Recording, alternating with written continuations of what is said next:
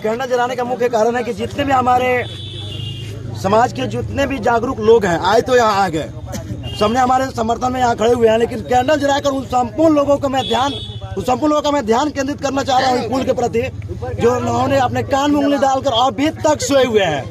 महज 8 माह से लगातार मैं चक्कर काट रहा हूँ प्रखंड का, जिले का, उसके बावजूद भी जनप्रतिनिधि आखिर क्यों नहीं आ रहे हैं, आखिर सोए क्यों हुए हैं।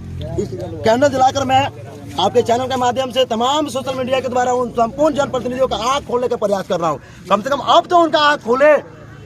आखिरकार इस पुल टूटा हुआ है, जो पुल ध्वस्त हुआ है, पिछला बार हमने आपको बताया था कि परेशानी का मतलब इतना मौसमी कि पैर हाथ टूटना ही नहीं, जान भी चला गया, यहाँ पर जान भी चला गया, आदमी मर भी गया इस पुल पर। आखिर कैसे वो जान चला गया? पुल टूटा हुआ था, आदमी चल कर यहाँ पाया नहीं। आप दिखा सकते हैं, पिछले कैमरा में आपने दिखाया भी था, तमाम लोगों ने दिखाया कि यहाँ पर पाया नहीं है, रेलिंग इस साइड में टूटा हुआ है, लोग मर गए। यहाँ पे इस जो पुल है इस पुल में ना पाया है, ना कहीं से रेलिंग इसमें लगा हुआ है। आप देख सकते हैं, इधर भी थोड़ा दिखा दीजिए।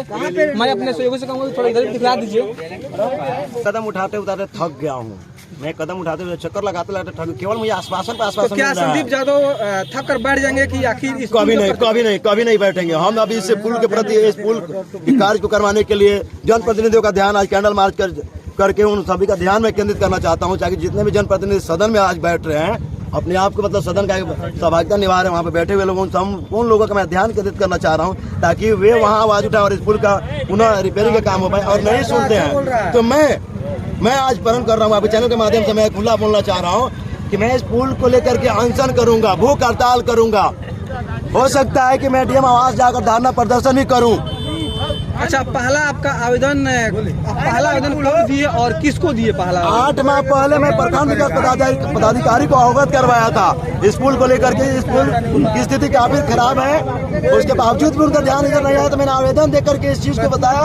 उन्होंने जांच करवाया, जांच में 100% सत्य पाया गया। उसके बाद मुझे चक्कर लगाने के लिए तरह तरह के जगहों पे भेजा जा रहा है। लगातार मैं चक्कर लगा रहा हूँ प्रखंड का और जिला का। मैं आपको सबूत देने का प्रयास करूंगा। दिखाइए, लीजिए कैंडल पकड़िए और इसको देखिए कि आज आप देख सकते हैं कि हम चिट्ठी जो आप प्रखंड में दिए थे ना, आप दिखा सकते हैं कि आज से 5वां महीना का चिट्ठी है, ठीक है। 5वां महीना हमको उधर दिखाइए, आप संपूर्ण चीजों को देख लीजिए।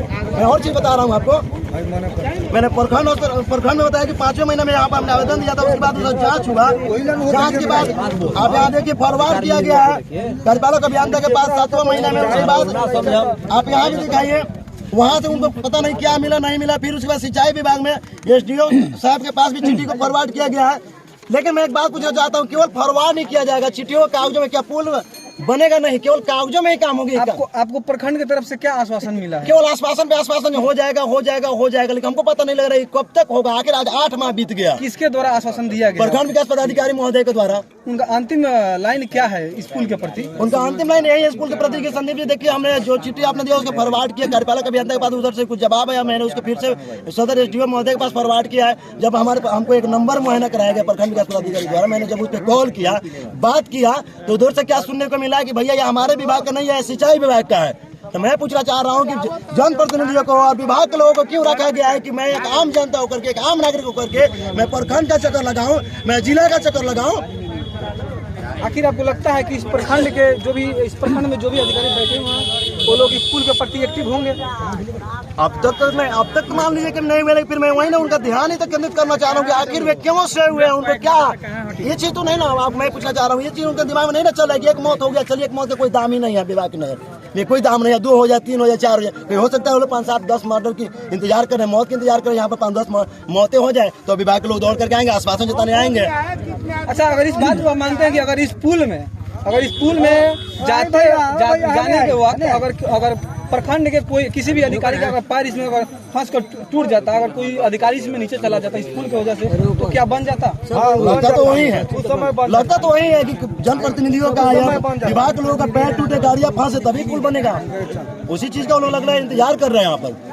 आप दिखा सकते हैं, दिखाइए ना कितना मतलब लोगों का दिखाइए, जो हमारा कितना एक्टिव पुल आप दिखाइए, एक बार अपने कैमरा माध्यम दिखाइए दोनों साइड। मैं अपने कैमरा मैन को यहाँ पर आ गया एक बार चारों तरफ कैमरा घुमा के बता दूंगा। यहाँ पे रोड इतना चालू है, रोड इतना हम लोग यहाँ पे खुले हुए हैं और कुछ ही क्षण पहले हम लोग चालू किए हैं और 2 से 4 मिनट कम से कम यहाँ पे हम लोग तो तमाम हमारे ग्रामवासी हैं, सबके सहयोग से मैं फिर प्रखंड विकास पदाधिकारी के पास जाऊंगा और मैं सवाल करूंगा कि आखिर हमको कब तक दौड़ाएगा, और नहीं सुनते हैं अगर हुए तो मैं प्रखंड में पहला कदम मेरा यही रहेगा कि मैं प्रखंड के विरोध में, प्रखंड के विभाग के विरोध में मैं आमरण अनशन करूंगा। प्रखंड में ही मैं बैठूंगा, भूख हड़ताल करूंगा, वहाँ पर भूख हड़ताल करूंगा मैं उनके विरोध में खास करके। ऐसा तो नहीं है कि अधिकारियों के जो भी मंशा है उस एक मौत हो गया, वे लोग मौत को दुख से मच्छर मरने का सामान ले रहे हैं, तभी तो इधर उनका ध्यान केंद्रित नहीं है। लग रहा है कि एक मच्छर मरा है यहाँ पर, वो लोग सोच रहे हैं कि 2-4-5 लोग और मर जाए, उसके बाद हम इधर। अच्छा ये बताइए कि अधिकारियों के द्वारा इस कोटवा प्रखंड में जितने भी अधिकारी हैं, चाहे यहाँ प्रखंड से लेकर जिला तक, चाहे कोई भी अधिकारी है, आखिरकार कोई कान नहीं सुन रहा है, तो आखिरकार कारण क्या है? कहीं ना कहीं उनके कारण जैसे नहीं होता है ना, अपने पावर का मतलब गलत उपयोग करना, सदुपयोग करना वे लोग नहीं जानते हैं, दुरुपयोग कर रहे हैं। आखिर इसका दोषी कौन? कहीं ना कहीं दोषी तो मान लीजिए विभाग के लोग ही हैं, विभाग के लोग तो दोषी हैं।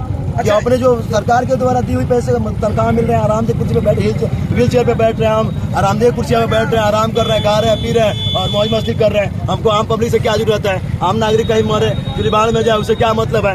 अच्छा, कैंडल जलाने के बाद भी अगर कोई अधिकारी नहीं सुनता है तो क्या? तो मैंने कहा ना कि इस पुल पे और प्रखंड में भूख हड़ताल आमरण अनशन चलेगा।